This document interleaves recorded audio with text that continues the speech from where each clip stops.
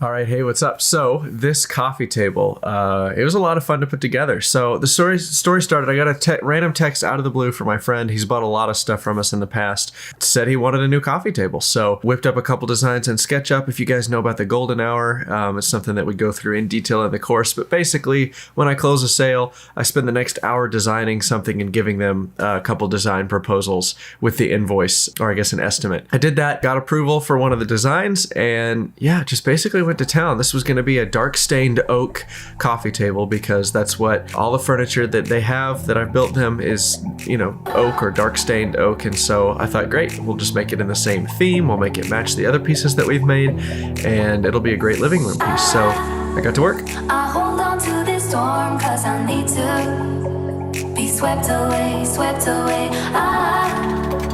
I'm cornered in the cold where you left me. Left again. Oh, there's a jungle in my head going wilder, and it's killing me. I cannot let you go. I cannot let you. I cannot let you go.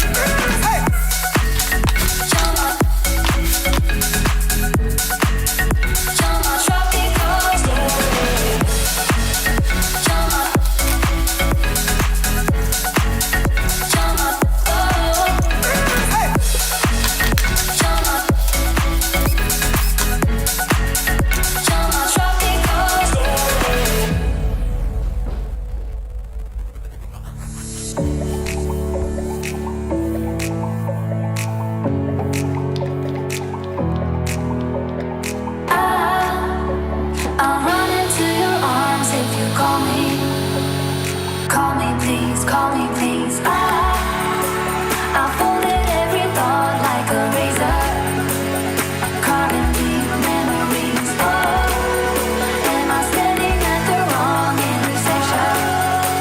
Come back to me, back to me. How could I let you go? How could I let you go? How could I let you go? How could I let you go?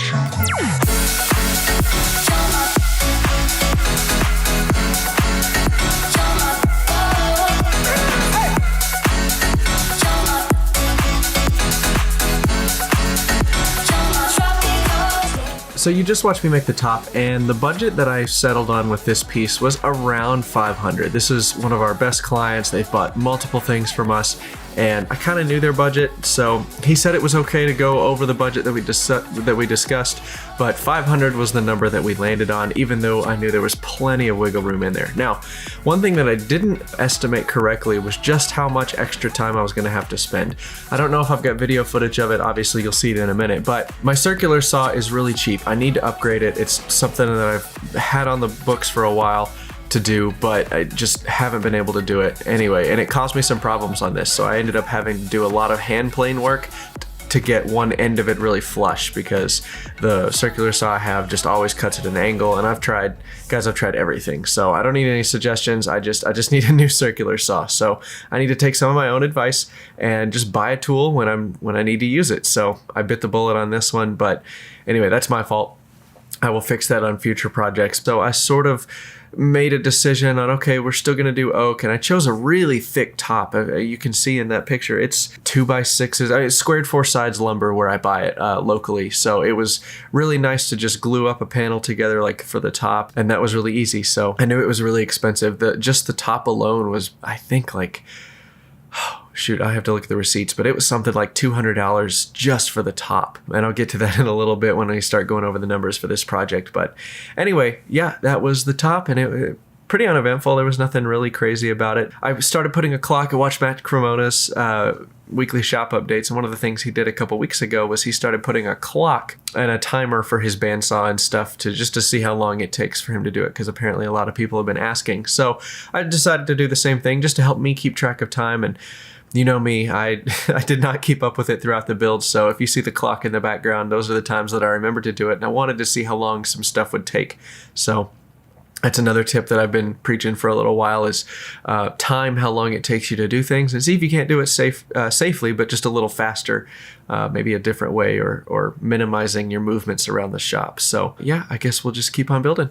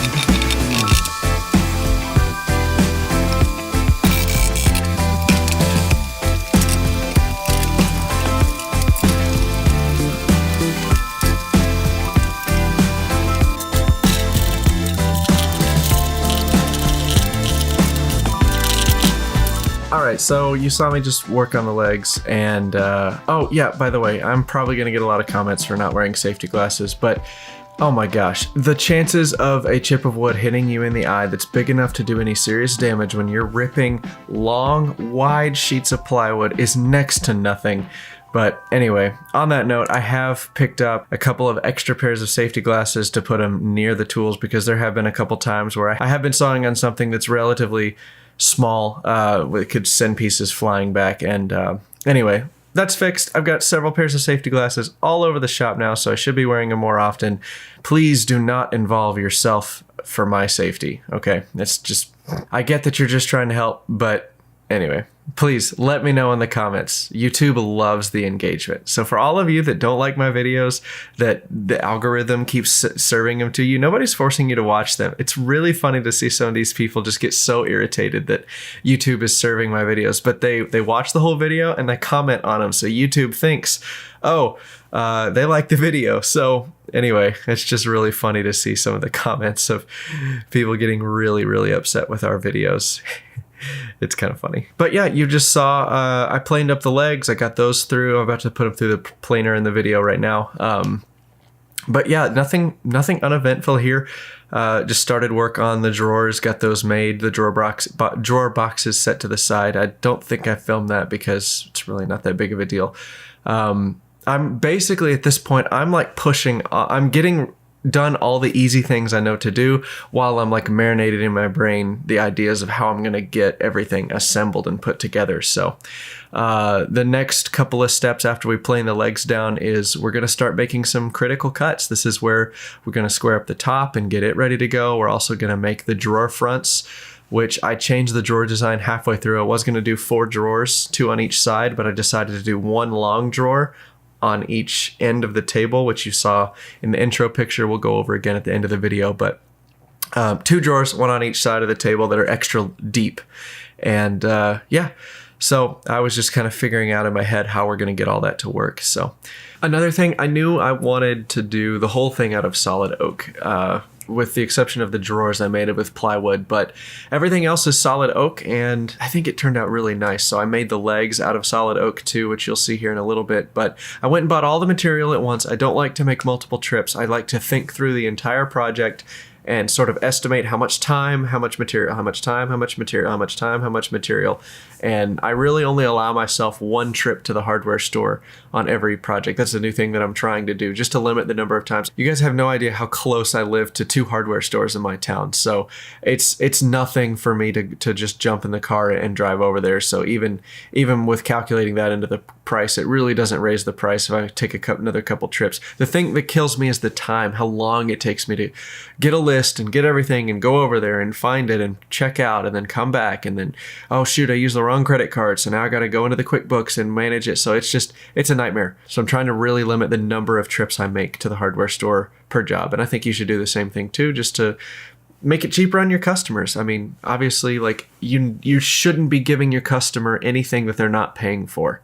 Right? You want to make them feel that they got a very valuable piece, but you should not be giving them a super duper high quality piece or super duper chunks of your time that you could be spending with your family or getting paid, at work when your customer's not paying for it.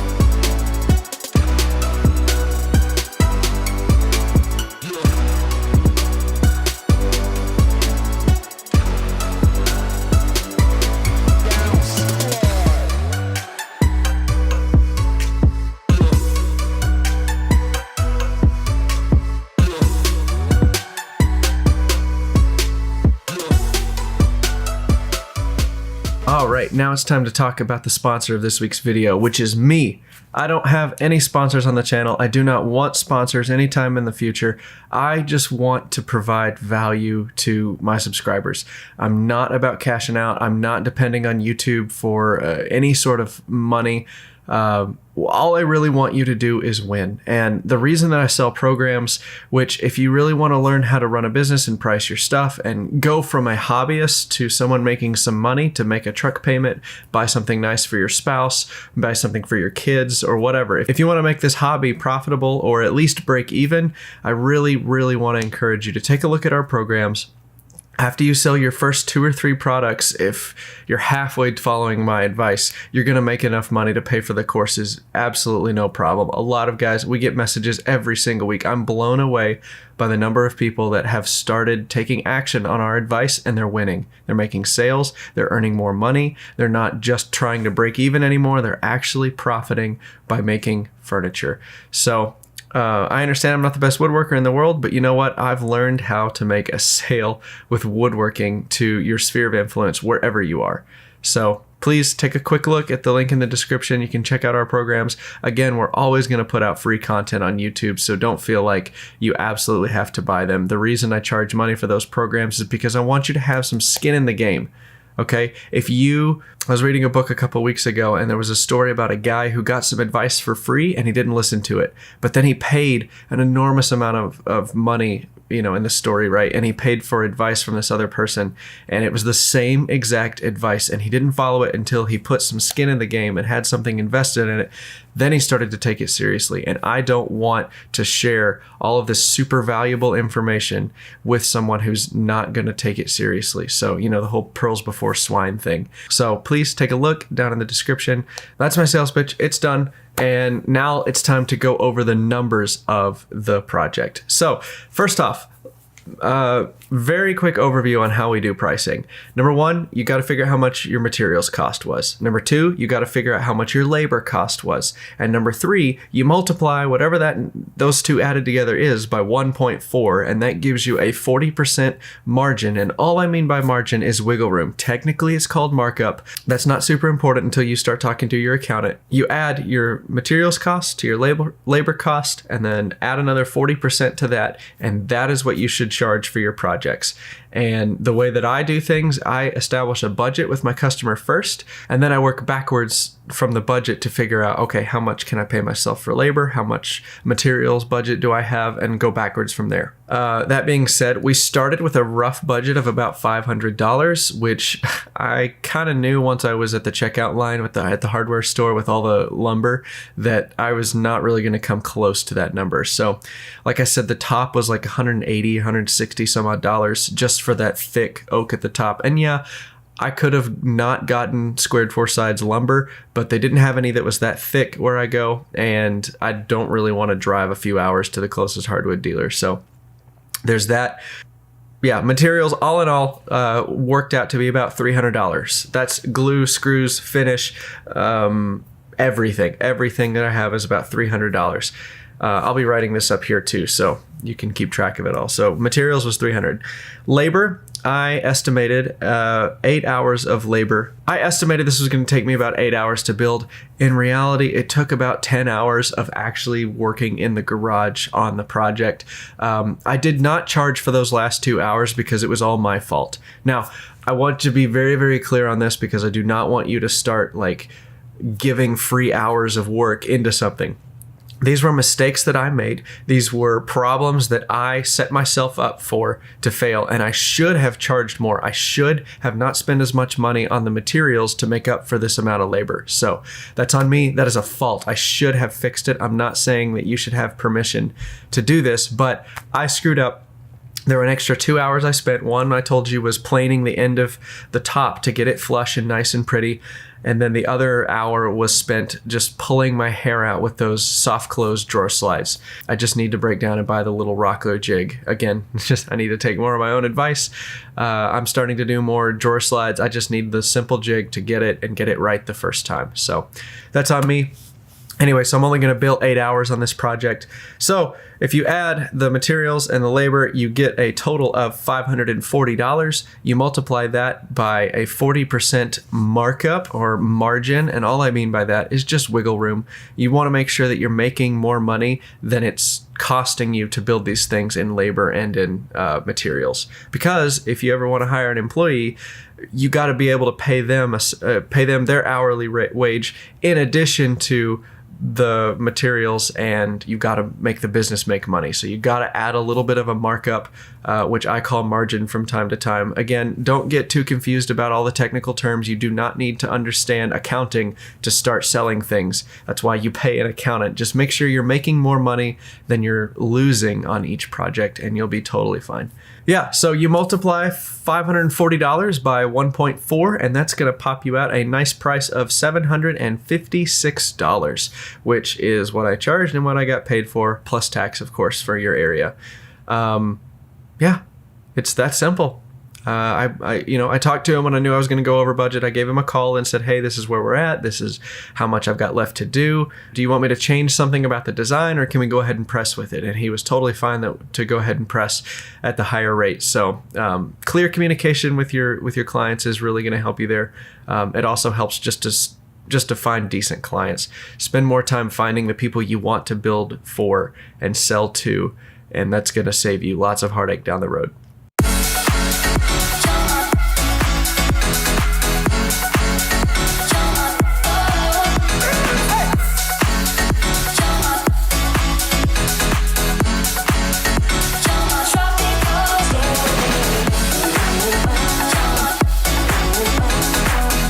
All right, so this is the coffee table. Jenny doesn't want to deliver it. No, I want it. I really like it. I like the light colored oak. I like that they didn't want to go stain it dark. I mean, it would have matched some of the other stuff in their house, but I think it looks so nice, light, and I like the design. And I'm like, can we just do a coffee table swap? This is the same couple that bought the bookshelves from us. With, remember the Moroccan pattern in the shelves. So I think this will work really well with that in the same room because the shelves were the same color oak. So I think they'll complement each other nicely. This is probably the last thing that we're going to be able to make for these friends of ours before our big move. So we wanted to make sure that we gave them an extra special project that they were really going to love. So I sure hope they like it. We got to pack this up and deliver it, but yeah, this just turned into a way nicer piece than what we originally planned on doing, and the customer's willing to pay for it. So that's the thing, is like if you get wrapped up, if you get too emotionally attached to a project, like I am right now, I'm pretty emotionally attached. Yeah, you got to make sure that your client is willing to step up. You don't want to pour hours and hours and hours into something because you like it, or you want to do fine craftsmanship if your client's not willing to pay for it. So before I spent too much time on this, I kind of called him at the halfway point and said, hey man, is your budget really that flexible? Can we go up a little bit on the labor? And he was totally cool with it. But had he said no, emotionally, I would have had to have been okay with just, finishing it, according to the price of what we settled on. So, you should always do a good job, but you should always do a job commensurate with the amount of money that they're paying you to do. So don't cut corners. Don't be a poor craftsman. But if they're not paying for your finest work, you should not be doing your finest work. I cannot stress that enough. That's how these woodworkers, they open a shop and they never make any money because they're so... They do their highest level skill on every single project, and then your customers don't even get it. They're like, mortise and tenon what? So the table went together? Cool. Now, if you're a good salesman and you work on those skills like we have in our programs, we can show you exactly how we charge, an extra couple $100 for labor. Because some people want that, and some people do understand the quality of that, which is awesome. Right. But you got to understand that doesn't, craftsmanship alone will not sell the piece. You have to sell the piece on your own. And if you want to know how to do that, obviously we have programs to help you. Otherwise, you can just subscribe to the channel, keep following us. We're going to keep putting out content regardless. So we're just super excited you watched this build. Thank you so much. We'd love it if you left us. Lutefisk? No. Good Lord, no. So we would love it if you left us a comment or a like. It's absolutely free to you and it helps us out a ton. So thank you so much for watching. We hope you got some value on maybe the next time you go to price something, you have a little bit better of an understanding of how you need to price your work based on what you saw from our stuff. So anything else? I think that's it. All right. Thanks again. See you later. So jealous.